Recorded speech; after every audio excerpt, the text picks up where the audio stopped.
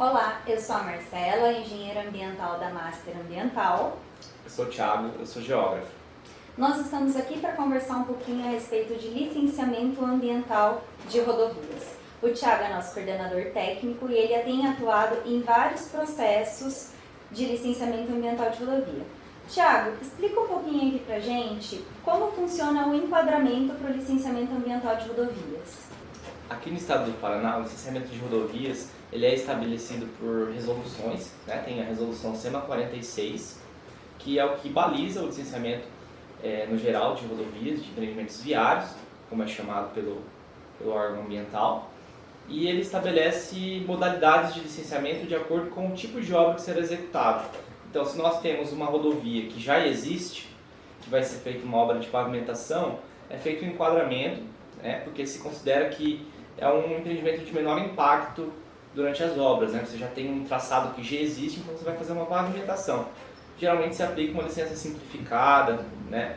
Ou uma licença prévia, mas ali com menos exigências. E quando você tem uma implantação de uma rodovia nova, por exemplo, já é um pouco diferente o cenário. Nós temos aí um cenário que você está transformando um solo que ele tem um uso diferente, ele é um uso rural, é uma floresta, é um uso diferente, né, de uma rodovia, não é uma rodovia existente, e ele passa então a ser uma rodovia. Então você vai ter ali desmatamento, né, em maior proporção, você vai ter obras que vão durar mais tempo, vão permanecer por mais meses nesse local, e isso acaba diferenciando então a modalidade de licenciamento e o estudo ambiental que geralmente é exigido. Nós tivemos aqui um caso em específico, né, em que quando o projeto foi enviado para análise, nós entendemos inicialmente, de acordo com a legislação, que seria um processo de LAS, né, licença ambiental simplificada. Mas ao solicitar o enquadramento para o órgão ambiental, o enquadramento veio como trifásico, LPRI e LO. Por que isso aconteceu, Thiago?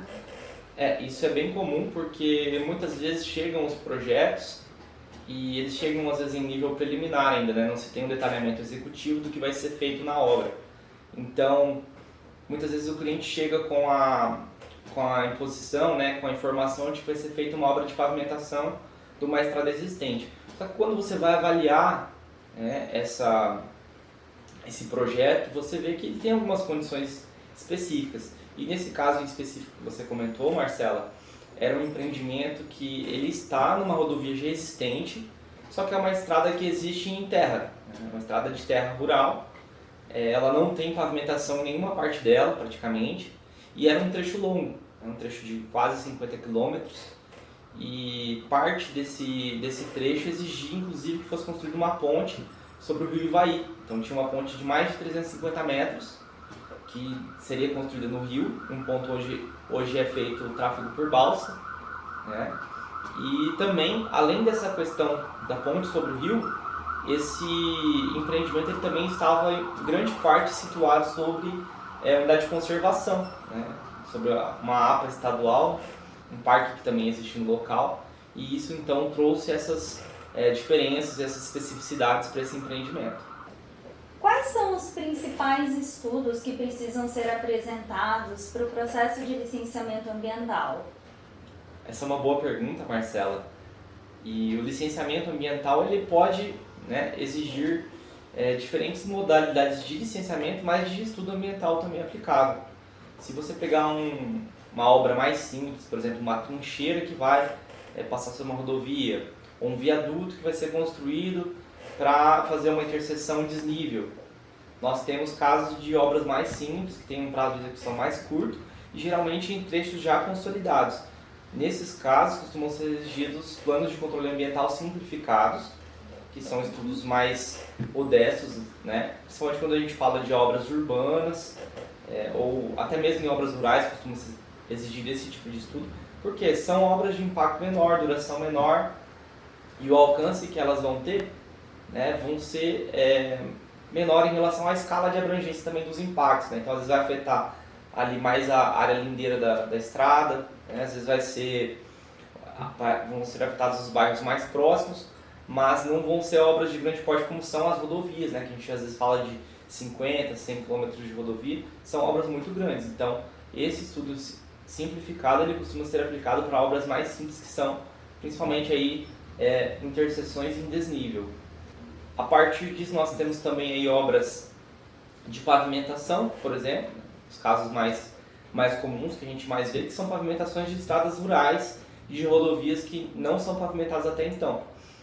Existe ali a ampliação, às vezes, do leito carroçável da rodovia, mas essas obras, por serem pavimentação e já existir esse traçado, já tem um local onde essa rodovia passa, costuma ser exigido um plano de controle ambiental também, mas não simplificado. Então ele já traz um escopo mais específico, mais detalhado, com mais itens a serem avaliados e analisados pela equipe técnica e que vão demandar mais empenho também dos responsáveis técnicos. Vai ter mais detalhamento da caracterização e dos impactos, também com a proposição de programas mais abrangentes. Então esse plano de controle ambiental ele já traz um grau de profundidade maior em relação ao simplificado. E depois do plano de controle ambiental, temos o relatório ambiental simplificado, o RAS, que ele costuma ser exigido para obras de implantação, ou obras grandes que têm muito impacto, que vão ter uma ponte grande, que vão intervir numa unidade de conservação, ou que vão ter grande supressão. Isso depende muito da análise técnica do órgão.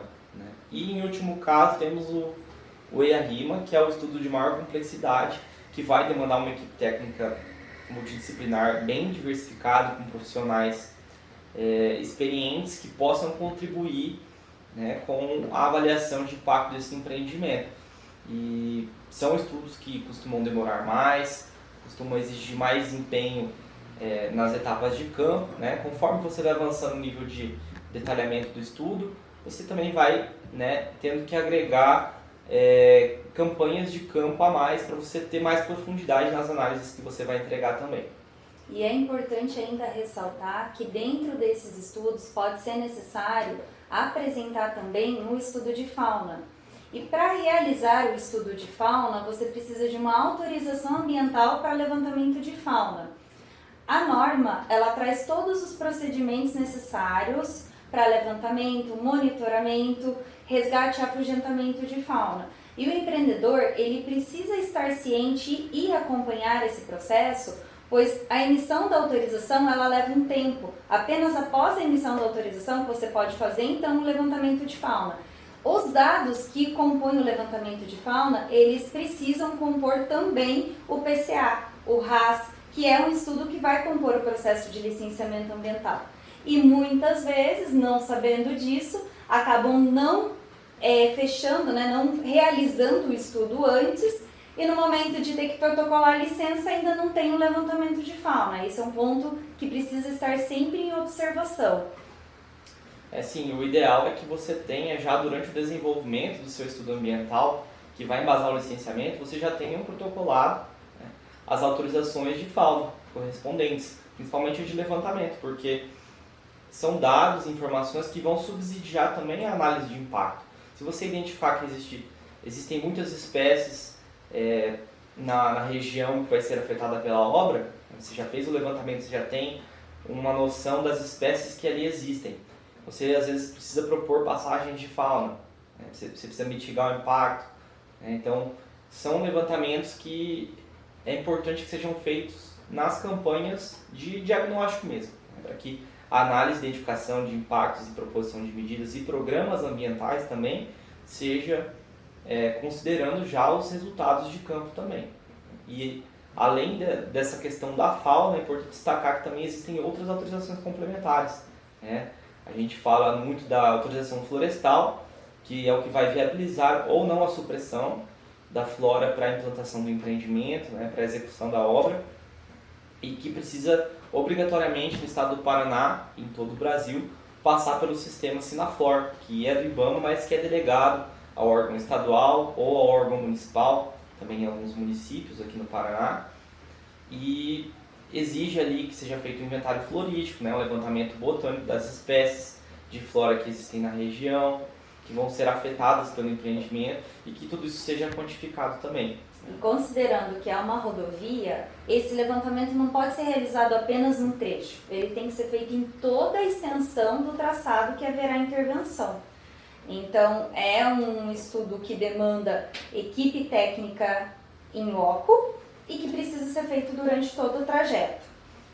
Outro ponto também, Thiago, que eu acho que não é todo mundo que sabe, as rodovias elas demandam instalação às vezes de pontes, de bueiros. Como que funciona? Quando eu tenho uma ponte, ela já entra no próprio processo de licenciamento ou eu tenho que fazer uma autorização à parte? E quando tem instalação de bueiro também, eu preciso de algum processo à parte?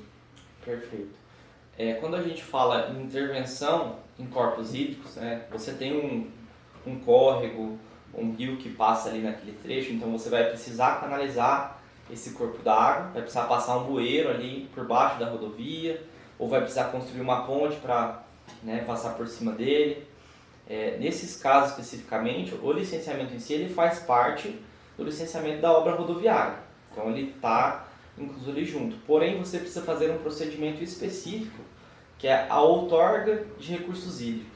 Então você precisa fazer um protocolo específico para cada intervenção, indicando que aquela intervenção, que aquele elemento de projeto que foi previsto para aquele local, ele tem a capacidade de atender a vazão daquele córrego, daquele rio, para que não tenha uma alteração no regime desse rio, para que não seja prejudicado o escoamento natural desse rio. Então, precisa ser feito um processo específico de outorga, que vai exigir essas informações de cálculo, dimensionamento e tudo mais, que é necessário para que seja feito o processo de outorga. Mas então, considerando que para um licenciamento você precisa de levantamento de flora, de fauna, outorga, estudo ambiental, como que tem que ser composta a equipe para fazer esse processo de licenciamento? A equipe, nesses casos, ela tem que ser multidisciplinar. É fundamental falar isso, que esses empreendimentos, por terem grande complexidade, por trazerem grande complexidade para as pessoas, os usuários dessas rodovias, os moradores da região, eles precisam ter uma equipe qualificada para fazer as análises de impacto, para fazer o correto diagnóstico, que também vai exigir pessoas específicas. Então, vai exigir, às vezes, vários profissionais, não só da mesma profissão, mas de várias formações. Então, a resolução que trata hoje dos licenciamentos rodoviários no Paraná, ela traz, por exemplo, a necessidade de um coordenador geral, que tem que ser alguém mais experiente, que já tenha uma grande experiência técnica na área ambiental, em projetos desse tipo, em projetos anteriores, que tenha condições de coordenar toda a equipe envolvida e todo o processo envolvido no licenciamento.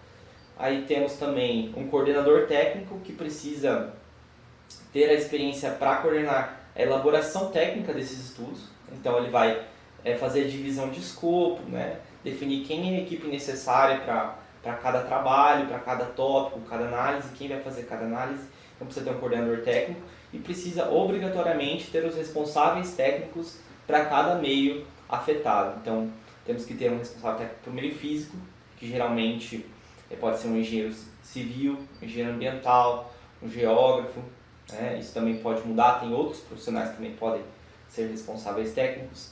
Tem o meio biótico, que geralmente é um biólogo que coordena, que envolve as análises de fauna e flora. Tem também o meio socioeconômico, que é bem comum também geógrafos, arquitetos, engenheiros ambientais também coordenam essa parte. Tem também sociólogos que participam desse estudo, que também tem atribuição para a coordenação do meio socioeconômico. Então é necessário que você tenha todas essas peças para que você possa fazer uma análise completa, um diagnóstico bem completo da área afetada, da área impactada, e fazer o correto dimensionamento dos impactos e a definição adequada dos programas ambientais que vão ser implementados ali durante a obra, tem alguns até antes da obra iniciar e também no pós-obra. Então tudo isso precisa ser bem definido por uma equipe bem capacitada. Interessante. Ainda falando sobre o enquadramento do licenciamento ambiental, da modalidade de estudo, modalidade de licença, se é trifásico, se é simplificado, tudo isso é importante que seja avaliado pela equipe técnica que vai elaborar o estudo, mas que também seja submetido para o órgão ambiental que vai licenciar. Porque às vezes ele tem outras observações a complementar ali, precisa avaliar uma comunidade indígena que tem na região, né? Às vezes passou despercebido, algo nesse sentido. Então o órgão ambiental sempre pode complementar e ele pode, em diversos casos, e nesses casos rodoviários ele sempre faz isso, emitir um termo de referência para elaboração do estudo ambiental. Então ele vai trazer ali os itens mínimos, os requisitos obrigatórios que devem ser atendidos, que devem ser contemplados no escopo do licenciamento. E nós tivemos um caso, inclusive, assim, que nós pedimos um termo de referência e o órgão estadual atribuiu a competência de análise ao IBAMA, né? Sim. Por que isso aconteceu? Sim, são casos específicos que demandam essa análise do IBAMA, principalmente quando você tem envolvimento de unidade de conservação.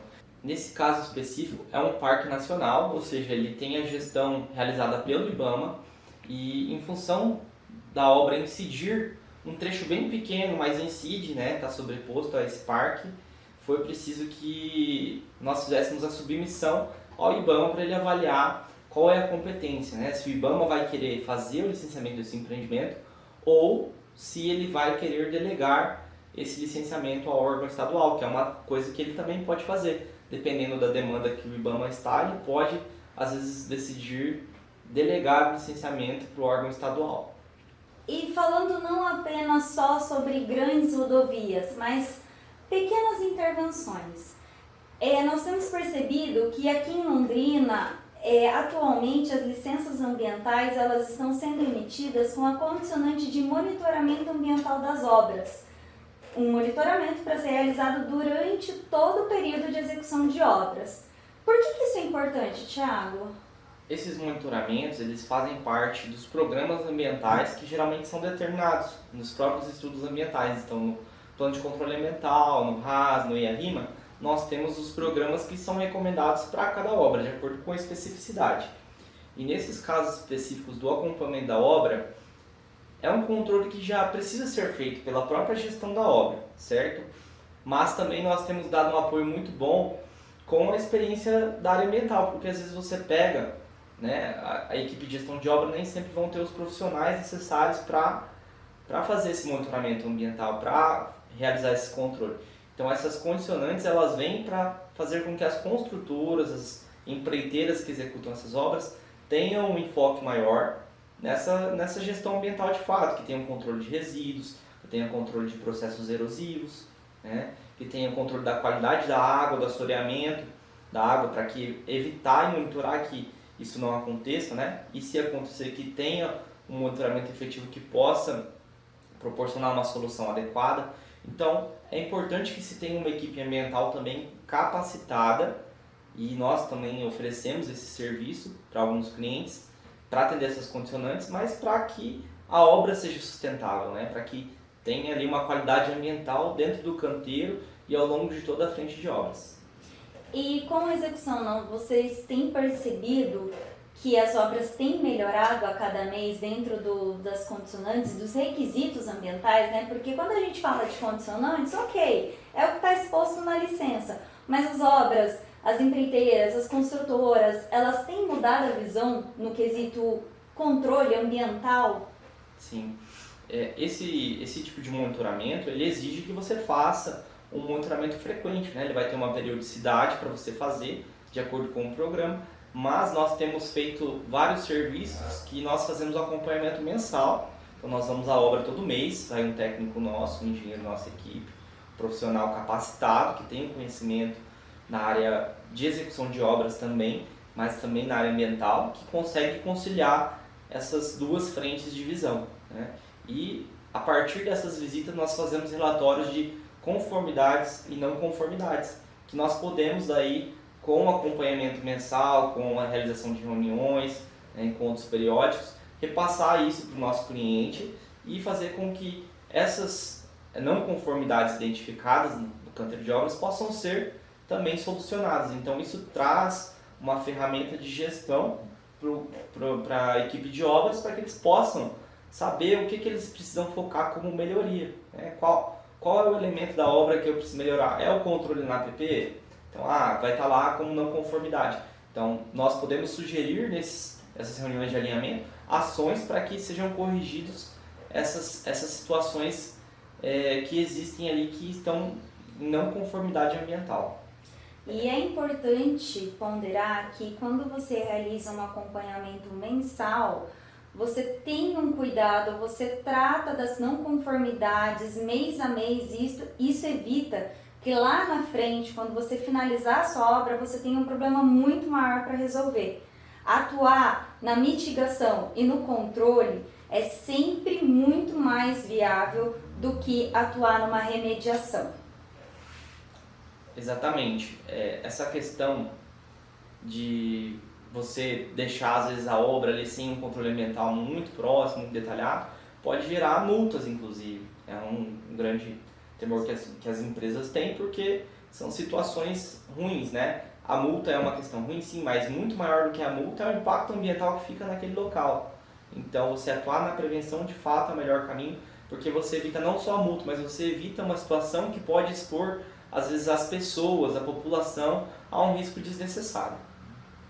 Nota-se que o processo de licenciamento ambiental de rodovias demanda uma equipe multidisciplinar para conseguir compor todos os processos, protocolos, estudos e análises necessárias. A Master Ambiental, que já está no mercado há mais de 20 anos, tem uma equipe composta por diversos profissionais e várias formações que pode atender da melhor forma o seu empreendimento. Nos procure e venha conhecer como podemos te ajudar.